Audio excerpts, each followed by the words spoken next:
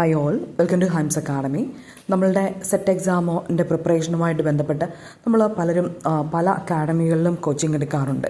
അപ്പോൾ തീർച്ചയായിട്ടും എടുക്കുന്നതിന് മുൻപേ നല്ല രീതിയിൽ ഒരു അനാലിസിസ് നമുക്ക് കിട്ടുന്ന ആ കോഴ്സിനെ കുറിച്ച് നടത്തേണ്ടതാണ്. അല്ലെങ്കിൽ നമുക്ക് നമ്മൾ സ്പെൻഡ് ചെയ്യുന്ന വലിയ ഭീമമായിട്ടുള്ളൊരു എമൗണ്ട് നമുക്ക് വെറുതെ വേസ്റ്റ് ആകും. തന്നെ 6 മാസവും വേസ്റ്റ് ആയിപ്പോകും. അപ്പോൾ തീർച്ചയായിട്ടും പേപ്പർ 1-നും കൊമേഴ്സിനും നമുക്ക് വളരെ മികച്ച രീതിയിൽ, അതായത് നമുക്ക് ഏകദേശം 200ഓളം സ്റ്റുഡൻസ് കഴിഞ്ഞ ബാച്ചിലുണ്ടായിരുന്നു. പല സ്ഥലങ്ങളിൽ അവർ സെക്കൻഡ് പേപ്പർ എടുത്തിട്ട് പേപ്പർ 1-ന് നമ്മളുടെ സ്ഥാപനത്തിലായിരുന്നു അവരെല്ലാവരും ചെയ്തിരുന്നത്. അപ്പോൾ തീർച്ചയായിട്ടും ഏറ്റവും മികച്ച രീതിയിൽ പേപ്പർ 1-ന് നിങ്ങൾക്ക് ഇന്ന് എവിടെ കോച്ചിങ് കിട്ടും എന്ന് ചോദിച്ചാൽ അതിന് നമുക്ക് ഹൈംസ് അക്കാഡമി 100% ഗ്യാരണ്ടി നമുക്ക് പ്രൊവൈഡ് ചെയ്യാനായിട്ട് പറ്റും. അപ്പോൾ ഇന്നലെ നമുക്ക് കിട്ടിയ നമ്മളുടെ സ്റ്റുഡൻറ്റിൽ നിന്ന് കിട്ടിയ ഒരു റിവ്യൂ ആണ്. അപ്പം തീർച്ചയായിട്ടും ഇത് നിങ്ങളൊന്ന് കേട്ട് നോക്കുക. നിങ്ങൾക്ക് അടുത്തൊരു ഓപ്ഷൻ നിങ്ങൾ ചൂസ് ചെയ്യുന്നതിന് മുന്നേ ഇതൊന്ന് കേൾക്കുന്നത് വളരെ യൂസ്ഫുൾ ആയിരിക്കും. മിസ്സേ, ഇപ്പോൾ ചലഞ്ച് ചെയ്യുകയാണെങ്കിൽ കയറും എന്നുള്ളൊരു പ്രതീക്ഷയുണ്ട്. അങ്ങനെ അപ്പോൾ അത് കഴിഞ്ഞിട്ട് മിസ്സിനൊരു വോയിസ് ഇടാമെന്ന് വിചാരിച്ചായിരുന്നു. എന്നാലായാലും ഒരു സന്തോഷം ഉണ്ടാവുള്ളൂ. അപ്പോൾ മിസ്സ് ഒരുപാട് താങ്ക് യു. കാരണം സെറ്റ് ജനറൽ എനിക്ക് നല്ലൊരു സ്കോറ് വാങ്ങാൻ ഏറ്റവും മിസ്സിൻ്റെ എഫേർട്ടും ദൈവത്തിൻ്റെ അനുഗ്രഹമാണ്. അതിനൊരു മാറ്റമില്ല. ഞാൻ സത്യം പറഞ്ഞാൽ ഞാൻ ആദ്യം ഒരു ഇൻസ്റ്റിറ്റ്യൂഷനിൽ ചേർന്ന, പക്ഷെ അവിടെ ജനറൽ അങ്ങനെ ഡീറ്റെയിലായിട്ട് പഠിപ്പിച്ചില്ലായിരുന്നു.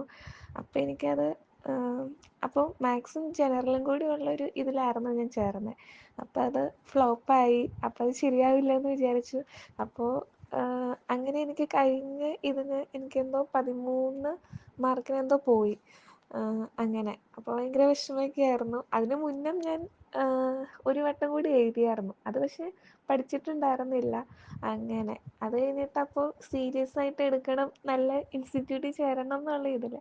അപ്പോൾ ഇങ്ങനെ പലരും ഇപ്പോൾ നമ്മൾ ഇപ്പോൾ അഡ്വർടൈസ്മെൻറ്റ്സ് ആയി കേട്ട പല ഇൻസ്റ്റിറ്റ്യൂട്ടുകളുണ്ടല്ലോ.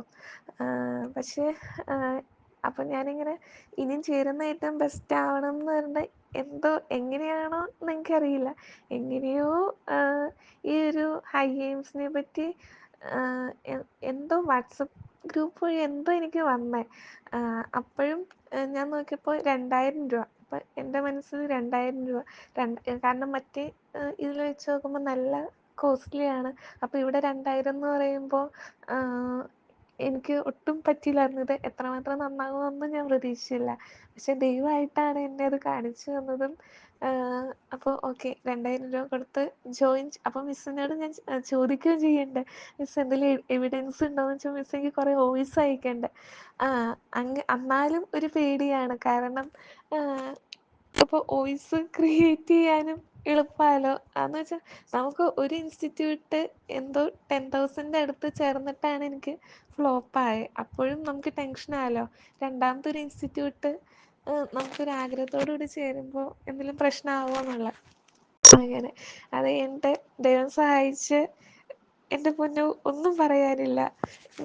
ഞാൻ വീട്ടിൽ പറയുന്നുണ്ട്, ആ മിസ്സിന് എങ്ങനെ മുതലാവാനാണ് 2000 രൂപ കൊടുത്തിട്ട് ഇത്രയും എഫേർട്ട് എടുത്ത് എങ്ങനെ പഠിപ്പിക്കാൻ പറ്റും. എല്ലാം നല്ല ഡീറ്റെയിലായിട്ട് എല്ലാ ക്വസ്റ്റ്യൻസും. അയ്യോ, എഫേർട്ട്. ഒരു ദിവസം ഞാൻ കോളേജിൽ ഇങ്ങനെ മിസ്സിൻ്റെ ഓരോ വോയിസ് ഇങ്ങനെ കേൾക്കുമ്പോൾ എൻ്റെ കൂടെയുള്ള മിസ് ഇങ്ങനെ പറയാ, അയ്യോ മിസ് എന്ത് എഫേർട്ട് എടുക്കുന്നേ എന്ന് വെച്ചാൽ. മിസ്സിനെ പറ്റി പറയുകയാണെങ്കിൽ ഒരു ഇൻസ്റ്റിറ്റ്യൂട്ടിലും ഇത്രയും മിസ് ഒരു 100% ഇന്ന് അല്ല, ഒരു 150% മിസ് എഫേർട്ട് എടുക്കുന്നുണ്ട്. മിസ് അതിന് വേണ്ടി ഒത്തിരി ചെയ്യുന്നുണ്ട്. പക്ഷെ അത് ഒരു 2000 രൂപയ്ക്കൊന്നും അല്ല, ശരിക്കും നല്ലൊരു എമൗണ്ടിനുള്ളത് മിസ് ഞങ്ങളെ പഠിപ്പിക്കുന്നുണ്ട്. മിസ് അങ്ങനെ പഠിപ്പിച്ചുകൊണ്ട് ഞങ്ങൾക്ക് ഇന്നിപ്പം ഞാൻ സെറ്റ് പാസ്സാവുന്നൊരു ചെറിയ പ്രതീക്ഷയുണ്ട്. അത് പാസ്സാവുകയാണെങ്കിൽ എന്തായാലും മിസ്സിൻ്റെയും ദൈവത്തിൻ്റെയും അനുഗ്രഹമാണ് ശരിക്കും. അപ്പോൾ ഒരുപാട് സന്തോഷം. പിന്നെ അന്ന് മെസ്സേജ് ഇടാത്ത ഒന്നാമത് എനിക്ക് നോക്കാൻ ഭയങ്കര പേടിയായിരുന്നു. പിന്നെ വീട്ടിലെല്ലാവരും പറഞ്ഞ് നോക്കി. അപ്പോഴും ഈ പറയുന്ന പോലെ കുറേ ക്വസ്റ്റ്യൻസിന് മിസ്റ്റേക്കൊക്കെ ഉണ്ടെന്ന് പറയുമ്പോൾ നമ്മൾ പാസ്സാവുമോ ജയിക്കുമോ എന്നുള്ളൊരു ടെൻഷനിലായിരുന്നു ഇരുന്നത്. അത് കഴിഞ്ഞ് പിന്നെ ചലഞ്ചൊക്കെ വന്നപ്പോൾ നമുക്കൊരു ഇത് കയറി വരും എന്നൊക്കെ ഒരു കോൺഫിഡൻസ് ഉണ്ടാവുമല്ലോ. അപ്പോൾ പറയാം, ഒരു ഹാപ്പി ആയിട്ട് പറയാമെന്ന് വിചാരിച്ചായിരുന്നു വൈകി പോയേ.